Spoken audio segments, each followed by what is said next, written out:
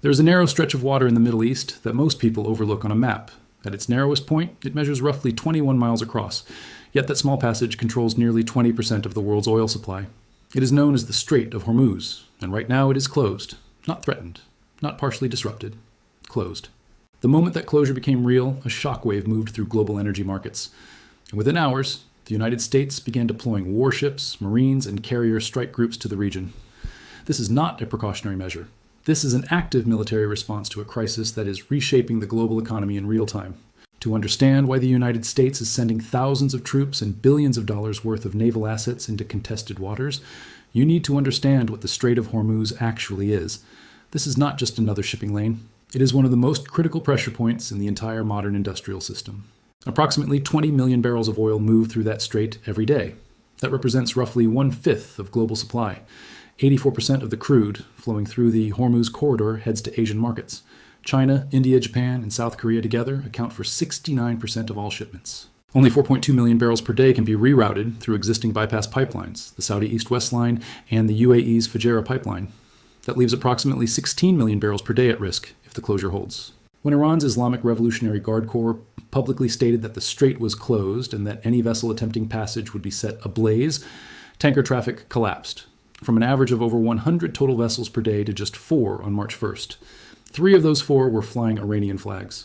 By midweek, transit had dropped to near zero for any ship not flagged by Iran or China.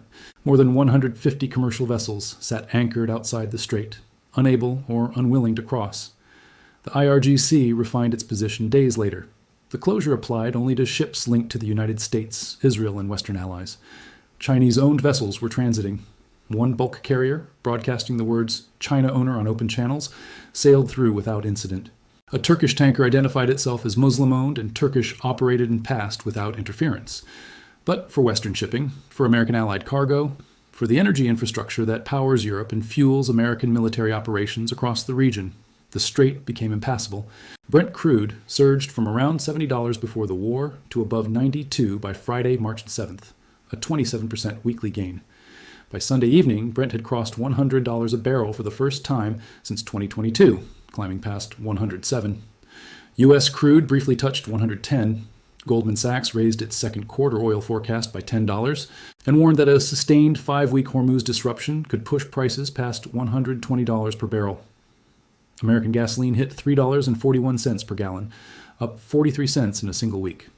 Goldman estimated that traders were already pricing in a $14 per barrel risk premium just on the possibility of continued closure. And the damage is not limited to the strait itself. Saudi Arabia intercepted 20 drones targeting Aramco's Khurais oil field. The Ras Tanura refinery, processing 550,000 barrels per day, sustained limited damage from interception debris. Bahrain's Bapco refinery was targeted. Fujairah port storage in the UAE was hit. Oman's Duqm port took fire. Kuwait halted crude production entirely, reduced refinery throughput, and declared force majeure on all oil exports. 2 people were killed in Saudi Arabia, the first Saudi fatalities of this war. Qatar, the world's largest liquefied natural gas exporter, shut down gas production on March 2nd and declared force majeure on LNG contracts 2 days later. Qatar's energy minister warned publicly that if fighting continues, every Gulf producer may be forced to stop exports. And his exact framing was that this will bring down economies of the world. European natural gas futures surged more than 50% in 48 hours before partially pulling back. Most people think this is a regional conflict between Iran and Israel. In reality, it is an energy war with a blast radius that reaches every gas station, every shipping lane, and every central bank on Earth. The United States did not send warships to the Strait of Hormuz because of abstract geopolitical concerns. Washington sent them because the American military cannot function without Gulf oil. Every jet that takes off from a carrier deck, every armored vehicle rolling through a desert base, every logistics convoy supplying forward positions across the Middle East runs on fuel that either comes from the Gulf or is refined using Gulf crude. When Iran closed Hormuz, it did not just threaten global markets, it threatened the operational capacity of American forces already deployed in theater. The Fifth Fleet, headquartered in Bahrain, coordinates all U.S. naval operations across the Persian Gulf, the Red Sea, and the Arabian Sea. That fleet depends on fuel shipments that transit Hormuz. Al Udeid Air Base in Qatar, the largest American air base in the region, hosts thousands of personnel and conducts strike operations across multiple active theaters. The fuel that powers those operations comes through Hormuz. Camp Arif Jan in Kuwait, a critical logistics hub for American ground forces, relies on energy infrastructure tied directly to Gulf production and shipping. Iran did not just close a waterway, Iran severed the energy supply line that keeps American military infrastructure in the region operational, and Washington's response reflects that reality. The Pentagon announced the deployment of additional carrier strike groups, amphibious ready groups, and thousands of Marines specifically to secure freedom of navigation through Hormuz. This is not about protecting global commerce in the abstract. This is about ensuring that American forces can continue to operate. But there's a second calculation driving the deployment, and it is economic.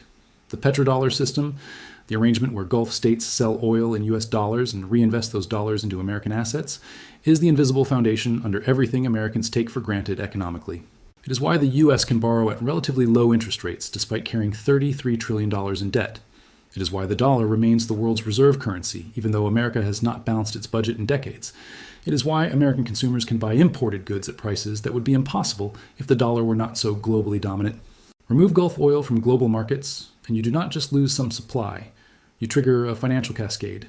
Interest rates on U.S. debt rise because there's less demand for Treasury bonds. The dollar weakens. Inflation gets harder to control. The Federal Reserve faces impossible choices between fighting inflation and supporting growth simultaneously. And the Gulf states, the sovereign wealth funds that collectively represent trillions of dollars in assets built on decades of oil revenue, are now formally reviewing their overseas investments, specifically their commitments to the United States. The $5 trillion in investment that the previous administration came to the Gulf to secure, the deals announced with fanfare as evidence of American economic dominance, that pipeline is being reviewed, possibly redirected, possibly withdrawn. A billionaire from the UAE, one of the region's most prominent developers and investors, publicly wrote a letter to the American president asking who gave Washington the right to bring war into the most peaceful, prosperous region on earth and burn it to the ground for another nation's benefit. When billionaires write letters like that, when the people who have the most invested in stability start publicly breaking with American policy, it means the calculation has already shifted at the top. The United States is now fighting a war on two fronts simultaneously. The military front, where American forces are engaging Iranian missile and drone strikes, intercepting attacks on bases, and attempting to maintain operational freedom in contested waters, and the financial front, where the petrodollar system that has underwritten American power for half a century is beginning to fracture under the weight of a conflict that Gulf states never wanted and are now paying the price for. Iran is fielding 3 primary missile systems in this campaign: the Khorramshahr-4, a liquid-fueled heavy ballistic missile with a range of roughly 2,000 kilometers and a warhead capacity of 1,500 kilograms; the Khaybar-Shikan, a solid fuel medium-range system with terminal guidance capability; and the Fatah, marketed as a hypersonic platform capable of mid-flight course adjustments to defeat tracking systems. These weapons are being fired at American bases, at Gulf infrastructure, and at shipping in the Strait itself. The New York Times published an analysis identifying at least 17 American military and other facilities damaged by Iranian strikes across the Gulf region. 11 of those are U.S. military installations: Al Udeid Air Base in Qatar, Ali Al Salam Air Base in Kuwait, Camp Arifjan, the 5th Fleet headquarters in Bahrain. Several were struck more than once. Satellite imagery shows damage to radar systems, communications, infrastructure, and structures adjacent to Tha-Adi missile defense batteries. Senior U.S. defense officials told the Times that Iran adapted its targeting strategy to focus specifically on American vulnerabilities, the interceptors and air defense systems meant to protect U.S. forces and assets. The Times reported that Iran's ability to damage these facilities defied expectations in the administration. That phrase is critical. Defied expectations means the planning assumptions were wrong. It means the pre-war intelligence assessment underestimated what Iran could reach and what it could damage. The cumulative effect is a degradation of American defensive capacity at the exact moment American forces are being asked to operate in the most contested environment they have faced in decades. The AD radar systems offline, Patriot batteries destroyed or degraded, early warning infrastructure damaged, and interceptor stockpiles depleting faster than they can be replaced. The production math is brutal. Iran produces approximately 100 ballistic missiles per month.